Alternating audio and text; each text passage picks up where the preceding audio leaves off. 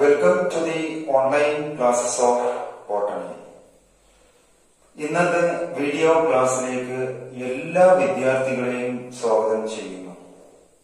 So in the last class we will complete the first section of chapter 1, sexual reproduction in flowering plants. ഈ ഭാഗത്ത് നമ്മൾ കഴിഞ്ഞ ക്ലാസ്സിൽ sexual റീപ്രൊഡക്ഷന്റെ features ആണ് ആദ്യം പറഞ്ഞത്. Then ഫ്ലവറിന്റെ ഒരു പാർട്സ് പറഞ്ഞു. അതില് androecium is the main reproductive world എന്നാണ് നമ്മൾ പറഞ്ഞത്. And it is composed of stamens. Stamen is the main reproductive part നമ്മൾ പറയും. Main reproductive part or organ. And it is having three main parts. ഏതൊക്കെയാണ്? സ്ക്രീനിൽ നോക്കാം. Is having a running stalk called filament. Then lobe-like structure and the lobes. And the lobes are connected by a sterile parenchymatous tissue called connective tissue. Connective tissue. Lobes. And the lobes.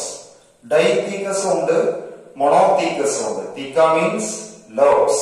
If it is two is become dithecous and single is become monothecous. ആണ് നമ്മൾ പറഞ്ഞത്.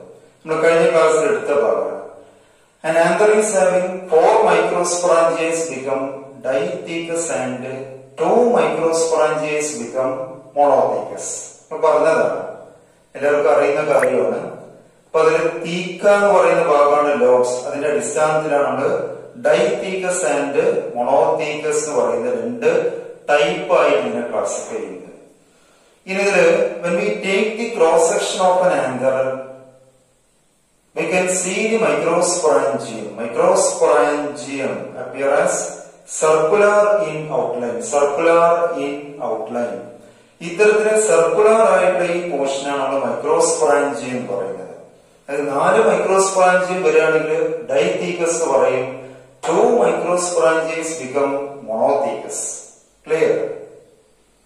അതിൽ തന്നെ when we take each microsporangium is having 4 wall layers. 4 wall layers. നന്നായിട്ട് ശ്രദ്ധിക്കുക, കുറച്ചുകൂടി നമ്മളെ complex ആയിട്ടുള്ള ഭാഗത്തേക്കാണ് വരുന്നത്. Each microsporangium is having 4 wall layers. ഏതൊക്കെയാണ്? നിങ്ങൾക്ക് സ്ക്രീനിൽ നോക്കാം. Epidermis, endothecium, middle layer and tapetum. Is also called anther wall.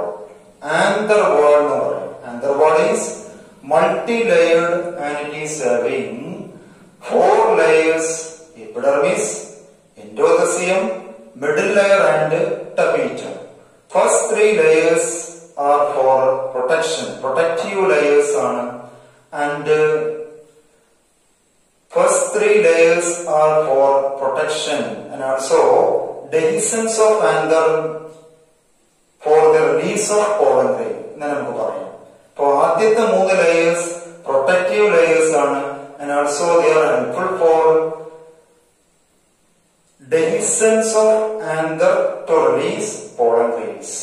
അതിൽ innermost tissue ആണ് നമ്മൾ tapetum എന്ന് പറയുന്നത്. കുറച്ചുകൂടി നിങ്ങൾ ശ്രദ്ധിക്കേണ്ട ഒരു ഭാഗമാണ് tapetum. Innermost tissue is called tapetum. Epidermis, endothelium, middle layer. നാലാമത്തെ inner layer നമ്മൾ tapetum എന്ന് പറയുന്നത്. And tapetum is the innermost tissue which provides nutrients to the central tissue or sporogenous tissue എന്ന് പറയും. Tapetum is having dense cytoplasm and it is multinucleated or more than 1 nucleus. ഒരു സെല്ലിന് ഒന്നിൽ കൂടുതൽ nucleus കാണാം. മൾട്ടിന്യൂക്ലിയേറ്റഡ് ആണ്. അപ്പൊ ഇത്തരത്തില് ഇന്നറിലേക്ക് 4ാമത്തെ ലെയറിനാണ് നമ്മള് tapetum എന്ന് പറയുന്നത്. And the central core is sporogenous tissue. ഇതൊക്കെയാണ് ആന്തർ വാളിന് 4 ലേയേഴ്സ് ആണ്. Epidermis, endothecium, middle layer, tapetum. Central core ആണ് sporogenous tissue.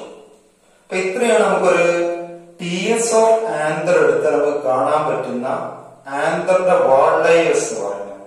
അപ്പൊ ഇതിൽ സെൻട്രൽ ടിഷ്യൂ ആണ് സ്പോറോജിനസ് ടിഷ്യൂ. സ്ക്രീനിൽ കാണാം, സ്പോറോജിനസ് ടിഷ്യൂ കാണാം. ഇതിൽ സ്പോറോജിനസ് ടിഷ്യൂ എന്ന് പറഞ്ഞാൽ നമുക്കറിയാം നമ്പർ ഓഫ് സ്പോറോജിനസ് സെൽസുകൾ ഇൻക്ലൂഡ് ചെയ്യുന്നതാണ് സ്പോറോജിനസ് ടിഷ്യൂ. ഇപ്പൊ സെൽസ് ആണ് നമ്മൾ ടിഷ്യൂ ആയിട്ട് പറയുന്നത്. അപ്പൊ അത്തരത്തില് നമ്പർ ഓഫ് സ്പോറോജിനസ് സെൽസുകൾ കൂടുന്നതാണ് സ്പോറോജിനസ് ടിഷ്യൂ. അപ്പൊ അതില് ഈച്ച് സ്പോറോജിനസ്, ഇനി ഇതില് ഓരോ സ്പോറോജിനസ് ഒന്നുകൂടി ശ്രദ്ധിക്കുക, നന്നായിട്ട് ശ്രദ്ധിക്കുക. Each sporogenous cells now divides to form pollen grain mother cell or microspore mother cell എന്ന് പറയും. pollen grain mother cell PMC or microspore mother cell MMC and they are diploid. അതൊരു ഡിപ്ലോയിഡ് ആയിട്ടുള്ള സെൽ ആയിരിക്കും. അപ്പൊ ഇത്തരത്തില് central കോറിലുള്ള ഓരോ sporogenous സെല്ലും divide ചെയ്ത് അത് പോളൻ ഗ്രെയിൻ മദർ സെൽ അല്ലെങ്കിൽ മൈക്രോസ്പോർ മദർ സെൽ എന്ന് പറയുന്ന സെല്ലുകളായിട്ട് മാറും. അവയൊക്കെ ഡിപ്ലോയിഡ് സെല്ലുകളായിരിക്കും. ദെൻ അപ്പൊ അത്തരത്തില് number of PMC or MMC central കോറിലാണ് തന്നെ ഫോം ചെയ്യുക. ഇനി ഇതിൽ നിന്ന് each PMC or MMC undergo meiosis. ഇവിടെ ഡിവിഷൻ ശ്രദ്ധിക്കണം, ഏതാണ്? മൈറ്റോസിസ് അല്ല, meiotically to form 4 haploid microspores or pollen grains. അതാണ് 4 ഹാപ്ലോയിഡ് മൈക്രോസ്പോർസ് അല്ലെങ്കിൽ പോളൻ ഗ്രെയിൻസ് ആയിട്ട് മാറും. During the immature stage the pollen grains are in a cluster of 4 pollen grains and it is called pollen tetrad. നിങ്ങൾക്ക് സ്ക്രീനിൽ കാണാം pollen tetrad. 4 pollen ഗ്രെയിൻസുകളാണ് form ചെയ്യുന്നത്. When they mature, they become separate and they become individual pollen.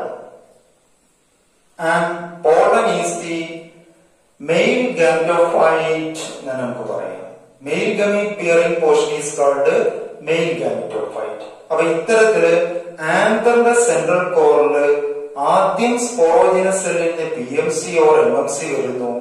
ആ PMC or MMC diploid ആണ്. അതിന് meiosis സംഭവിക്കുന്നതിന്റെ അടിസ്ഥാനത്തില് 4 haploid microspores അല്ലെങ്കിൽ pollen grains ആണ് ഓരോ PMCയും അല്ലെങ്കിൽ MMCയിൽ നിന്ന് ഫോം ചെയ്യുന്നത്. അപ്പൊ അത്തരത്തിലാണ് പോളൻ ഗ്രെയിൻസ് ഫോം ചെയ്യുന്നത്. ഈ പ്രോസസ് കാൾഡ് മൈക്രോസ്പോറോജെനിസിസ് എന്ന് പറയും. Microsporogenesis is the process of formation of pollen grains or microspores in the microsporangium of an anther is called microsporogenesis എന്ന് പറയും. അപ്പൊ ഇത്തരത്തില് ആന്തറില് സെൻട്രൽ കോറില് പോളൻ ഗ്രെയിൻസ് ഫോം ചെയ്യുന്ന പ്രോസസ്സിനാണ് നമ്മൾ മൈക്രോസ്പോറോജെനിസിസ് എന്ന് പറയുന്നത്. അത് ഏറ്റവും പ്രധാനപ്പെട്ട ഒരു ഈവന്റ് ആയിട്ട് നമുക്ക് പറയാം. പ്രീ ഫെർട്ടിലൈസേഷൻ എന്ന് പറയുന്ന ഭാഗമാണ് നമ്മൾ എടുത്തുകൊണ്ടിരിക്കുന്നത്. ഈ ഭാഗത്ത് ഫസ്റ്റ് ഈവന്റ് ആയിട്ടാണ് നമ്മൾ മൈക്രോസ്പോറോജെനിസിനെ പറയുന്നത്. So microsporogenesis is the process of formation of microspore or pollen grain in the microsporangium of an anther is called microsporogenesis എന്ന് പറയാം. അപ്പൊ ഇത്തരത്തിലാണ് പോളൻ ഗ്രെയിൻസിന്റെ ഫോർമേഷൻ വരുന്നത്. Pollen grain represent the male gametophyte എന്നാണ് നമ്മൾ പറയാം. ഇനി നമ്മൾ അടുത്ത ഭാഗത്തേക്ക് ശ്രദ്ധിച്ചാൽ നന്നായിട്ട് ശ്രദ്ധിക്കാൻ ടെസ്റ്റിൽ നോക്കണം, ഭാഗങ്ങൾ വായിക്കണം, എന്നാൽ അതിന്റെ പോർഷൻസ് മനസ്സിലാവുള്ളൂ.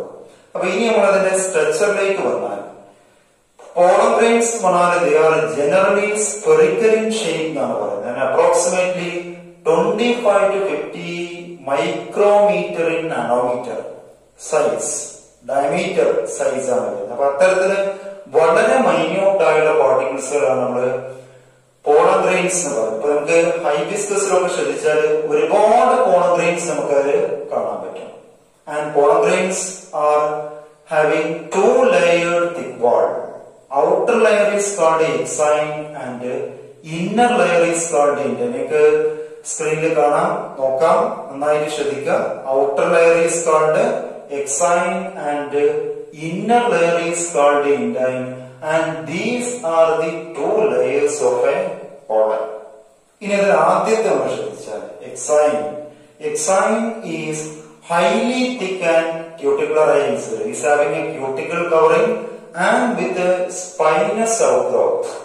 And the exine exhibit a fascinating array of designs and patterns. We can see a variety of designs or patterns in various pollen grains or sculpturing. ഒത്തുകളികൾ കാണാൻ പറ്റും. And it may be oval shape ആവാം, tetrahedral ആവാം, hexagonal shape ആവാം, polygonal shape വരാം.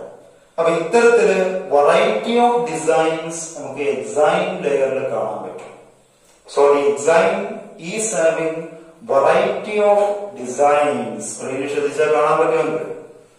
And also size, shape, number is become differ from species to species. ഓരോ സ്പീഷ്യസിനും വ്യത്യസ്തമായുള്ള സൈസും ഷേപ്പും നമ്പറും ആണ് കാണുന്നത്. അപ്പോ കനാബിസിലൊക്കെ നമ്മൾ ശ്രദ്ധിച്ചാല് ഏകദേശം 5 ലക്ഷത്തോളം പോളൻ ഗ്രെയിൻസിന്റെ പ്രൊഡക്ഷൻ നമുക്ക് കാണാൻ പറ്റും. And it is based on the production of pollen mother cell or MMC എന്നാണ് പറയുന്നത്. ആന്തറിന്റെ സെൻട്രൽ കോറിൽ പ്രൊഡക്ഷൻ നടക്കുന്ന PMC അല്ലെങ്കിൽ MMCയുടെ ബേസിലാണ് പോളൻ ഗ്രെയിൻസിന്റെ നമ്പർ നമ്മൾ പറയുന്നത്. കാരണം ഒരു PMC അല്ലെങ്കിൽ ഒരു MMCയിൽ നിന്ന് 4 പോളൻ ഗ്രെയിൻസ് അല്ലെങ്കിൽ മൈക്രോസ്പോർ ആണ് ഫോം ചെയ്യുന്നത്. 4 മടങ്ങാണ് വരുന്നത്.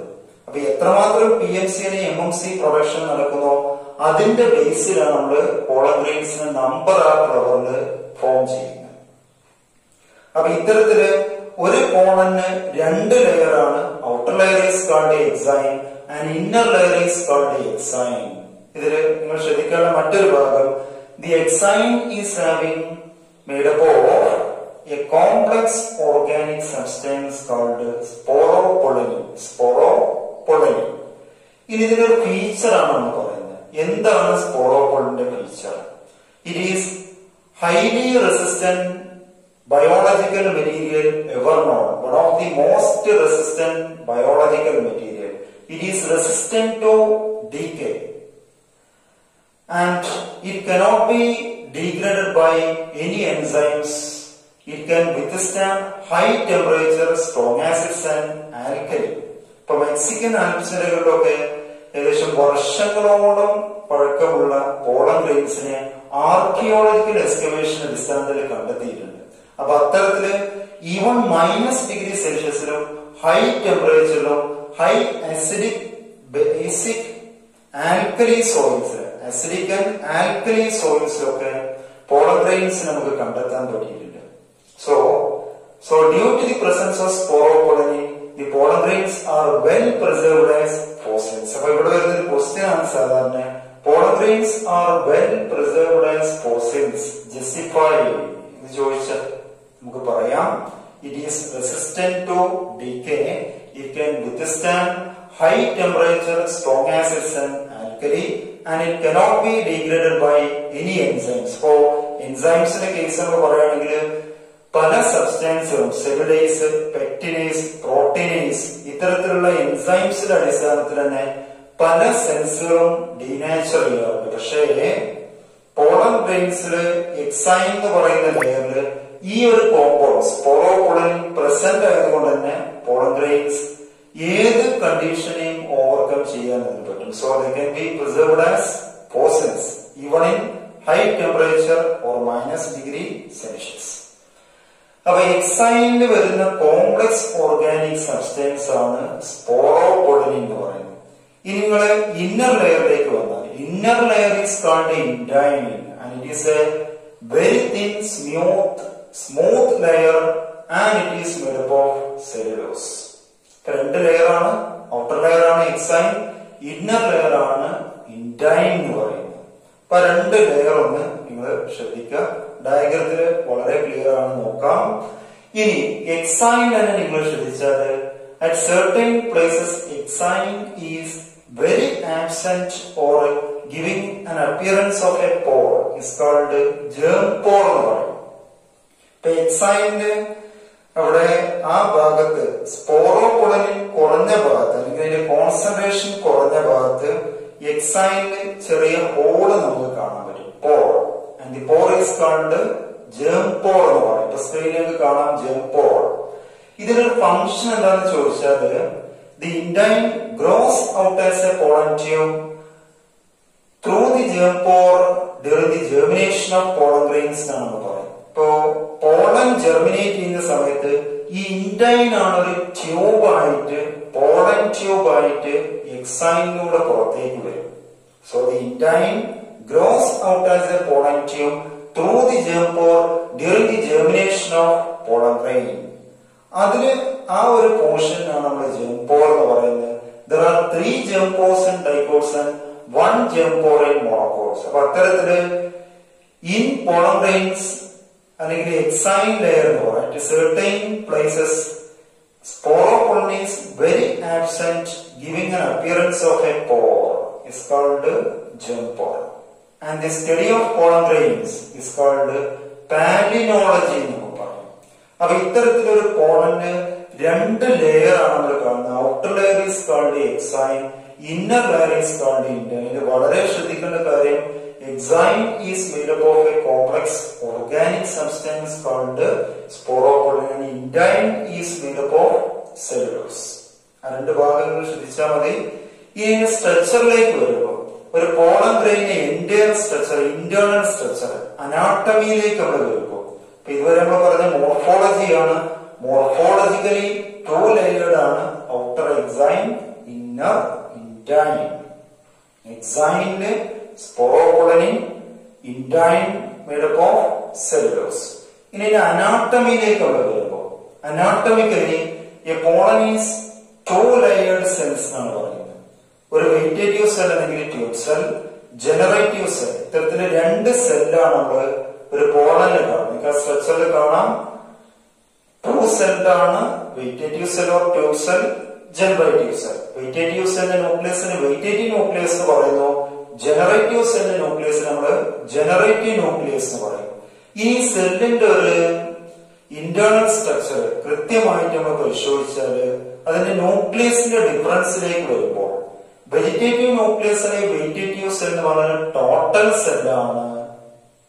അതിന്റെ ന്യൂക്ലിയസിനാണ് നമ്മൾ വെജിറ്റേറ്റീവ് ന്യൂക്ലിയസ് അല്ലെങ്കിൽ ട്യൂബ് സെൽ, ട്യൂബ് ന്യൂക്ലിയസ് എന്ന് പറയുന്നത്. അതിന്റെ nucleus it is large and irregularly shaped ആണ്. ജനറേറ്റീവ് ന്യൂക്ലിയസ് എന്ന് പറഞ്ഞാൽ സ്പിൻഡിൽ ഓർ ആരോ ഷേപ്ഡ് ആണ്. ഇവിടെ കൂടെ നമുക്ക് പരിശോധിച്ചാൽ ഈ ജനറേറ്റീവ് ന്യൂക്ലിയസ് വെജിറ്റേറ്റീവ് സെല്ലിൽ ഫ്ലോട്ട് ചെയ്യുന്ന രീതിയിലാണ് കാണുന്നത്. Vegetative cell is having abundant food reserves. Food മെറ്റീരിയൽസിന്റെ മൊത്തത്തിൽ വരുന്ന ഫ്ലൂയിഡ് പോർഷൻ ആണ് വെജിറ്റേറ്റീവ് സെൽ. ഈ വെജിറ്റേറ്റീവ് സെല്ലിന്റെ സൈറ്റോപ്ലാസിൽ ജനറേറ്റീവ് ന്യൂക്ലിയസ് ഇങ്ങനെ ഫ്ലോട്ട് ചെയ്ത് കിടക്കുകയാണ്. And it absorbs nutrients from the vegetative nucleus. അപ്പൊ വെജിറ്റേറ്റീവ് സെല്ലില് ന്യൂട്രിയൻസ് ഉണ്ട്, and it provide nutrients to the generative nucleus എന്ന് പറയും. So generative nucleus receives nutrients from vegetative cell. അപ്പൊ അത്തരത്തില് വെജിറ്റേറ്റീവ് സെല്ലിന്റെ സൈറ്റോപ്ലാസില് ഫ്ലോട്ട് ചെയ്ത് കിടക്കുന്ന രീതിയിലാണ് ജനറേറ്റീവ് ന്യൂക്ലിയസിന്റെ ഒരു അറേഞ്ച്മെന്റ് നമുക്ക് കാണാം. വെജിറ്റേറ്റീവ് ന്യൂക്ലിയസ് ലാർജ് ആണ്, ഇറഗുലർലി ഷേപ്ഡ് ആണ്.